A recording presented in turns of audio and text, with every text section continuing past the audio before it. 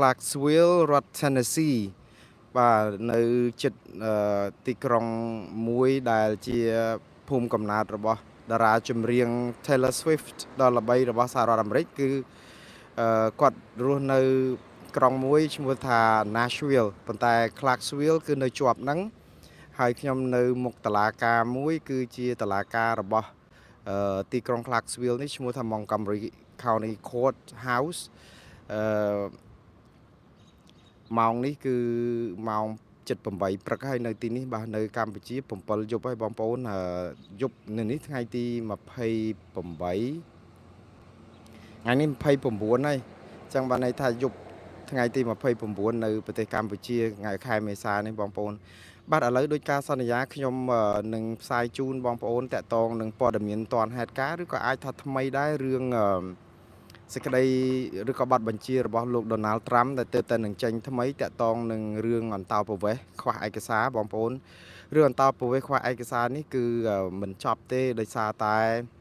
រឿងដែលសំខាន់បំផុតគឺលោក Trump ដែលថាចង់ចាប់បញ្ជូនជនអន្តោប្រវេសន៍ខ្វះឯកសារឲ្យបានច្រើនតាមដែលអាចធ្វើទៅបាននោះគឺមិនអាចធ្វើបានដូចចិត្តណា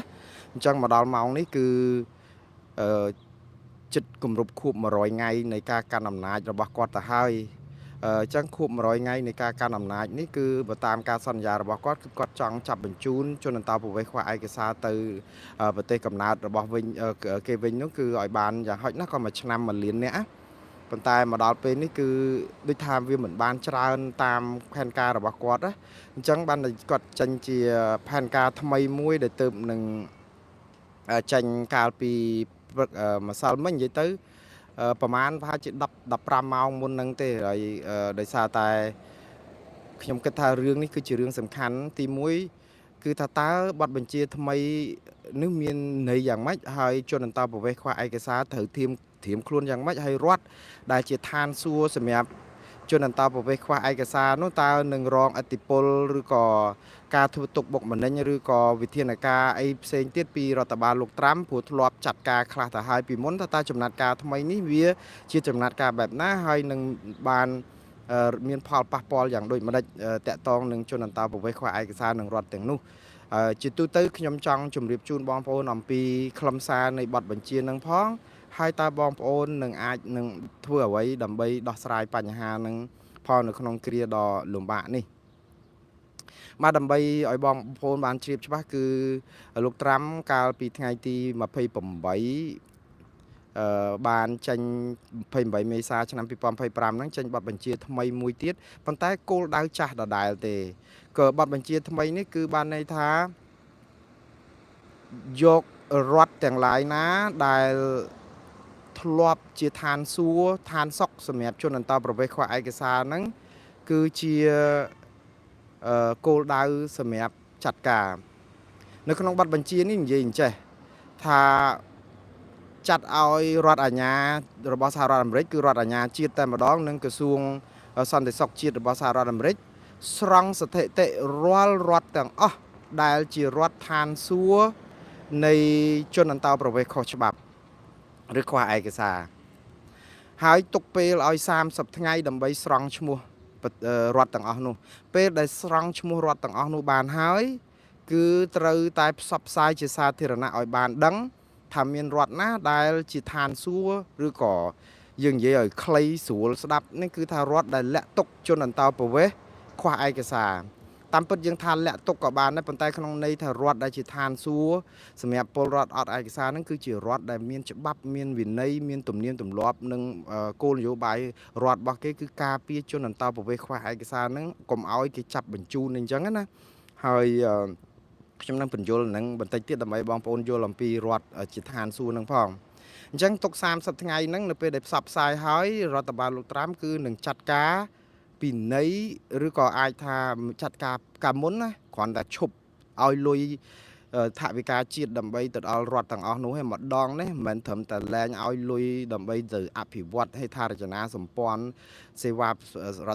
ដ្ឋបាលសាធារណៈផ្សេងៗនេះគឺម្ដងនេះគឺចាត់វិធានការផ្លូវច្បាប់ទៅទៀតថាតើវិធានការផ្លូវច្បាប់អីដែលអាចចាត់ការរដ្ឋទាំងអស់នោះបានខ្ញុំនឹងបញ្យល់បន្តិចទៀតនេះដែរបងប្អូនឥឡូវយើងវិធានការនេះគឺបានន័យថា គឺគាត់ត្រូវដោះស្រាយបញ្ហាកូតានៃការចាប់បញ្ជូនជនអន្តោប្រវេសន៍ខ្វះឯកសារទៅប្រទេសដើមវិញដែលអត់បានគ្រប់ចំនួនផែនការដូច្នេះរឿងនេះគឺច្បាស់ហើយគាត់ត្រូវតែសង្ខុញសម្រុកធ្វើឲ្យបានច្រើនតាមដែលអាចធ្វើទៅបានឥឡូវនេះគឺបើយើងមើលរដ្ឋដែលជាឋានសួគ៌របស់ជនអន្តោប្រវេសន៍វិញតើរដ្ឋដែលជាឋានសួគ៌អន្តោប្រវេសន៍នឹងរដ្ឋអីខ្លះទៅបងប្អូនខ្ញុំធ្លាប់ជម្រាបបងប្អូនហើយថាមានជាង10រដ្ឋនៅក្នុងនោះក៏មានរដ្ឋ California មានរដ្ឋ Massachusetts មាន New York មាន Washington DC មាន Vermont មានអីមកកណក៏ដឹកដែរបងប្អូនហើយដោយសារតែរដ្ឋទាំងអស់នេះជារដ្ឋឋានសួគ៌សម្រាប់ជនអន្តោប្រវេសន៍ខ្វះឯកសារនេះធ្វើឲ្យពេលដែលយុទ្ធនាការលោកត្រាំនឹងសន្ធាប់មកគឺប្រជាពលរដ្ឋដែលខ្វះឯកសារនឹងនាំគ្នារត់សម្រុកផ្លាស់ទីពីរដ្ឋផ្សេងមកនៅរដ្ឋទាំងអស់នេះជាពិសេសដូចនៅ Long Beach នៅ Los Angeles អីហ្នឹងគឺសុទ្ធតែជាឋានសួគ៌សម្រាប់ជនអន្តោប្រវេសន៍ហើយដោយសារអីគោលនយោបាយរបស់រដ្ឋទាំងអស់នេះគឺគេមានផ្ទៃក្នុងរបស់គេគឺគេមិនសហការជាមួយនឹងប៉ូលីសអន្តោប្រវេសន៍ឬក៏ហៅថា ICE គេអត់សហការទេបាទន័យថាធនធានរដ្ឋរបស់គេក្រុងរបស់គេគឺដាច់ខាតគេមានជាច្បាប់ជាគោលនយោបាយគេមិនសហការណាឯងចុះមកចាប់ទៅប៉ុន្តែបើត្រូវប្រាប់ថាជនអន្តោប្រវេសន៍ខ្វះឯកសារនឹងនៅឯណាធ្វើការអីឬក៏ខ្វះឯកសារអីហ្នឹងហើយឲ្យជួយទៅចុះចាប់អីហ្នឹងដោយយកធនធានរបស់រដ្ឋរបស់ក្រុងរបស់គេហ្នឹងគឺគេមិនជួយទេអញ្ចឹងគាត់ថាជាឋានសួគ៌នៅក្នុងន័យថារដ្ឋមិនសហការជាមួយនឹងប៉ូលីសក្នុងការចោះចាប់ក្នុងការផ្ដាល់តម្រុយអីឲ្យប៉ូលីសខាងលើមកចោះចាប់ទេប៉ុន្តែឥឡូវនេះគឺច្បាប់បទបញ្ជាថ្មីនេះដាក់ទណ្ឌកម្មអញ្ចេះថាបើសិនជារដ្ឋនឹងមិនសហការក្រុងនឹងមិនសហការគឺគេពិន័យផ្លូវច្បាប់តែម្ដងចាត់ការផ្លូវច្បាប់ខ្ញុំអ្នកច្បាប់ជាច្រើននិយាយថាទៅចាត់ការផ្លូវច្បាប់នឹងធ្វើយ៉ាងម៉េចនឹងកើតបើយើងបង្កក់លុយគេយើងអាចធ្វើបានអត់ឲ្យលុយថ្នាក់ជាតិទៅដល់ស្ថាប័នទាំងអស់នោះអាចធ្វើកើតនេះបើតាមគេគិតពីរឿងបច្ចេកទេសណាព្រោះអីរដ្ឋាភិបាលមានសិទ្ធិទម្លាក់កញ្ចប់ថវិកាឬក៏មិនទម្លាក់ទៅឲ្យរដ្ឋទាំងឡាយណាដែលខ្លួនចង់ឲ្យប៉ុន្តែនៅពេលដែលចាត់វិធានការផ្លូវច្បាប់តាក់ទងនឹងរដ្ឋនីមួយៗនោះថាតើយកច្បាប់អីមកចាត់ការព្រោះអីពាក្យថាមិនសហការមិនមែនបានន័យថាជាការរារាំងការចាប់ទេព្រោះបើសិនជារដ្ឋទាំងអស់នោះរារាំងការចោះចាប់បានន័យថារដ្ឋទាំងអស់នោះអាចនឹងល្មើសនឹងបទបញ្ជាឬក៏ច្បាប់ជាតិនៅក្នុងការចាប់ជនអន្តោប្រវេសន៍ខុសច្បាប់បញ្ជូនទៅប្រទេសដើមវិញប៉ុន្តែរដ្ឋទាំងអស់នេះមែនតើមិនរារាំងទេមិនរារាំងនៅក្នុងន័យថាម៉េចបើប៉ូលីសអាយចុះទៅចាប់ចុះទៅគេគ្រាន់តែមិនសហការទេដូច្នេះន័យមិនសហការនេះគឺជាន័យមួយដែលធ្វើឲ្យរដ្ឋបាលលោកត្រាំអាចពិបាកយកច្បាប់ណាយកមកចាប់គេដែរណាព្រោះចាប់តែក្នុងថាអូបើគេចុះទៅស្រាប់តែអាជ្ញាធរក្រុងអាជ្ញាធររដ្ឋហ្នឹងស្រាប់ចេញប៉ូលីសរបស់ខ្លួនមករារាំងប៉ូលីសអន្តោប្រវេសន៍អាយហ្នឹងអត់ឲ្យចុះចាប់អាហ្នឹងបានខុសច្បាប់ប៉ុន្តែនៅក្នុងន័យនេះគឺអត់មានខុសច្បាប់អត់មានអីទេគ្រាន់តែមិនសហការអញ្ចឹងអ្នកច្បាប់អាចលើកឡើងជាតល័យកថារឿងនេះគឺរដ្ឋដែលមានគោលនយោបាយមានច្បាប់របស់គេតាមរដ្ឋនីមួយៗនៅតែអាចការពារជនអន្តោប្រវេសន៍ខ្វះឯកសារបាននៅក្នុងន័យថាគេមិនសហការដូច្នេះមិនអាចទៅបង្ខំគេឲ្យសហការបានទេយើងចោះទៅចាប់ខ្លួនឯងទៅគេអត់ខាត់ក៏ប៉ុន្តែឲ្យគេសហការគឺគេមិនធ្វើហើយតែគេមិនសហការបងប្អូនដឹងស្រាប់ហើយគាត់ចាប់អត់បានដោយសារអីព្រោះអ្នកទៅពីថ្នាក់ជាតិមកអត់ដឹងថាជនអន្តោប្រវេសន៍ខ្វះឯកសារហ្នឹងលាក់ខ្លួននៅឯណាឬក៏ធ្វើការនៅឯណាព្រោះអាជ្ញាធរមូលដ្ឋានអត់បានឲ្យបញ្ជីរាយនាមនៃអ្នកទាំងអស់នោះណាដូច្នេះនៅក្នុងន័យនេះអាចរដ្ឋបាលលោកត្រាំរងការលំបាកបន្តិចដែរប៉ុន្តែយើងចាំមើលថាតើសម្ពាធនេះនឹងធ្វើឲ្យរដ្ឋទាំងអស់នោះដូរចំហប៉ុណ្ណាដែរព្រោះអីមានក្រុងមួយចំនួនដូចនៅក្រុងចិត្តឡុងបិចយើងនេះប្រហែលខែមុនហ្នឹងគឺគាត់បានដូរចំហបាត់ទៅហើយខ្លាចជាឋានសួគ៌រដ្ឋ California ជាឋានសួគ៌សម្រាប់ជនអន្តោប្រវេសន៍ខ្វះឯកសារមិនក៏ប៉ុន្តែដោយសារតែពួកគាត់ដូរគោលនយោបាយថ្នាក់ក្រុងរបស់គាត់គឺឥឡូវក្រុង Huntington Beach ជាមួយនៅជាប់ Long Beach ហ្នឹងគឺខ្លាចជាក្រុងដែលមិនមែនជាឋានសួគ៌សម្រាប់ជនអន្តោប្រវេសន៍បានន័យថាជនអន្តោប្រវេសន៍ខ្វះឯកសារចូលទៅក្នុងក្រុងហ្នឹងគេនឹងរាយការណ៍ប្រាប់ប៉ូលីស ICE ឲ្យចាប់ឬក៏គេសហការតែម្ដងដូច្នេះបងប្អូនដែលជាជនអន្តោប្រវេសន៍ខ្វះឯកសារបងប្អូនដឹងហើយតើរដ្ឋណាក្រុងណាដែលជាឋានសួគ៌សម្រាប់ជនអន្តោប្រវេសន៍ខ្វះឯកសារហ្នឹងអាហ្នឹងដោះស្រាយតាមការគួរប៉ុន្តែខ្ញុំជឿថានៅក្នុងកលៈទេសៈដ៏លំបាកនេះមិនមែនបានន័យថាបងប្អូនត្រូវព្រួយខ្លាំងពេកទេព្រោះជាជនអន្តោប្រវេសន៍ខ្វះឯកសារមិនមែនជាអក្រិតជនទេកុំតែប្រព្រឹត្តបទល្មើសអ្វីឲ្យលើសពីការដែលខ្វះឯកសារហ្នឹងខ្ញុំជម្រាបម្ដងទៀតកុំប្រព្រឹត្តអ្វីឲ្យជាបទល្មើស លើសពីអ្វីដែលគ្រាន់តែមករស់នៅដោយខ្វះឯកសារព្រោះអីការរស់នៅខ្វះឯកសារមានការបកស្រាយពីរទី1ខាងសេតវិមានគេថារាល់ជនទាំងឡាយណាដែលរស់នៅសហរដ្ឋអាមេរិកដែលលើសផុតវីសាអស់សុពលភាពហើយបន្តរស់នៅដោយអត់មានសិទ្ធិរស់នៅស្របច្បាប់គឺជាជនអូក្រិដ្ឋគេប្រើពាក្យចឹងបានន័យថាជនអូក្រិដ្ឋ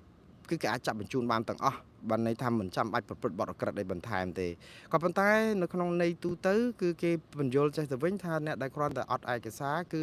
មិនត្រូវចាត់ទុកថាគេជាអក្រិតជនទេព្រោះគេមិនទាន់បានប្រព្រឹត្តបទអក្រិតអ្វីផ្សេងដូចជាសម្លាប់មនុស្សឆក់ប្លន់ឬក៏ប្រព្រឹត្តអ្វីដែលជាបទអក្រិតធ្ងន់ធ្ងរអីទៀតអញ្ចឹងគួរតែចាត់ថាជាជនអន្តោប្រវេសន៍ខ្វះឯកសារហើយមិនគួរចាប់បញ្ជូនគេទៅវិញអីចឹងណា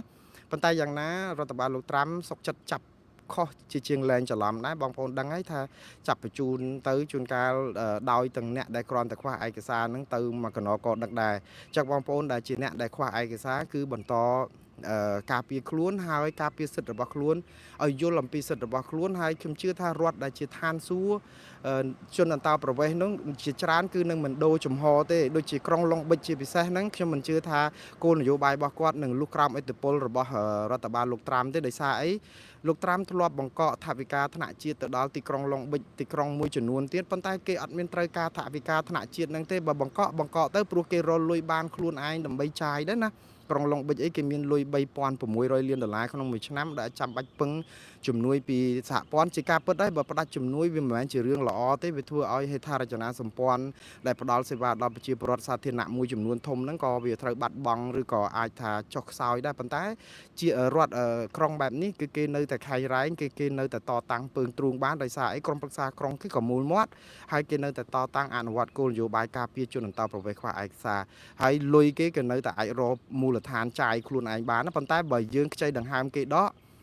ចង់មិនចង់យើងច្បាស់ជាត្រូវដូរគោលនយោបាយដើម្បីទទួលថវិកាថ្នាក់ជាតិពីអីចឹងដើម្បីព្រោះតែអត់លុយជាតិមកគឺដាច់ខ្យល់ហើយមិនចឹងហើយដូចរឿងវិទ្យុអាស៊ីសេរីនិងវិទ្យុ VOA អញ្ចឹងគឺខ្ចីដង្ហើមជាតិដកហើយបើថាដល់ពេលគេផ្ដាច់លុយគឺមិនដឹងបើកថ្ងៃណាបិទថ្ងៃណាអញ្ចឹងណាបាទឥឡូវខ្ញុំជម្រាបជូនបងប្អូនដែលខ្វះឯកសារទាំងអស់ត្រូវត្រៀមខ្លួនទី1គឺនៅដដែលកុំឆ្លេឆ្លាកុំភ័យព្រួយអីហួសហេតុពេកគឺត្រូវមានការក្រហមកាន់តាមខ្លួនរហូតដូចដដែលគឺអនុវត្តសិទ្ធិរបស់ខ្លួនគឺមិនមែនបានន័យថាពេលមានបទបញ្ជាថ្មីនេះក៏បោះបង់ចោលសិទ្ធិនឹងទេឬក៏នៅតែមានសិទ្ធិការពារនឹងហើយត្រូវនៅបន្តនៅទីដែលជាឋានសួគ៌របស់ជនអន្តោប្រវេសន៍នឹងដដែលកុំអាលចេញទៅណាបើអាចនៅបានយូរនៅតទៅទៀតទៅហើយខ្ញុំជឿថារដ្ឋនិងទីក្រុងទាំងអស់នោះគឺនឹងនៅតែអនុវត្តគោលនយោបាយរបស់ខ្លួនតែយ៉ាងណាកុំប្រព្រឹត្តបទល្មើសអ្វីឲ្យលើសពីការមករស់នៅខ្វះឯកសារតែប៉ុណ្្នឹងបានហើយត្រូវធ្វើខ្លួនឲ្យទៅជាមនុស្សដែលមិនប្រព្រឹត្តអំពើទុច្ចរិតហើយធ្វើខ្លួនឲ្យទៅជាមនុស្សដែលស្អាតស្អំដើម្បីអាចជាទ្រព្យនៅក្នុងសហរដ្ឋអាមេរិកជាងបន្ទុកឬក៏ជាបំណុលណាបើសិនជាបងប្អូននៅរក្សាចំហបែបនេះបានខ្ញុំជឿថាបងប្អូននៅតែអាចបន្តការងារទទួលទាននៅស្រុកអាមេរិកនេះបានយូរឆ្នាំតទៅទៀតហើយថ្ងៃណាមួយបងប្អូនអាចនឹងមានសិទ្ធិបានទទួលឯកសារស្របច្បាប់បន្តរស់នៅដោយស្របច្បាប់លែងភ័យក្នុងការតាមចាប់តទៅទៀតហើយមួយយ៉ាងទៀតពេលនេះអាមេរិកក៏ត្រូវការកម្លាំងពលកម្មច្រើនណាស់ដោយសារគោលនយោបាយនៅក្នុងការរឹបពន្ធខ្លាំងធ្វើឲ្យសង្វាក់ផលិតកម្មនៅក្នុងស្រុកនេះវាកើនឡើងប៉ុន្តែខ្វះកម្លាំងពលកម្មអញ្ចឹងកម្លាំងពលកម្មបានមកពីជនអន្តោប្រវេសន៍ទាំងអស់នោះឯងដោយទាំងអ្នកអត់ឯកសារផងបាទបងប្អូនទាំងអស់គ្នាខ្ញុំមានព័ត៌មានត្រឹមប៉ុណ្្នឹងទេមិនវែងពេកទេដោយសារតែបងប្អូនលោកលទាំច្រើនដែរថាវែងពេកអញ្ចឹងសូមខ្លីខ្លឹមត្រឹមប៉ុណ្ណេះហើយយើងមានព័ត៌មានអីបន្ថែមទៀតខ្ញុំនឹងជម្រាបជូនបងប្អូននៅពេលឆាប់ៗនេះទៀតបាទសូមឲ្យបងប្អូននៅប្រទេសកម្ពុជាទទួលទានដំណេកឲ្យលងលក់ស្កប់ស្កល់បងប្អូននៅសហរដ្ឋអាមេរិកដល់ពេលទទួលចាប់ផ្ដើមធ្វើការសូមឲ្យប្រកបការងារបានជោគជ័យហើយយើងជួបគ្នាក្នុងពេលស្អែកទៀតបាទសូមជម្រាបលា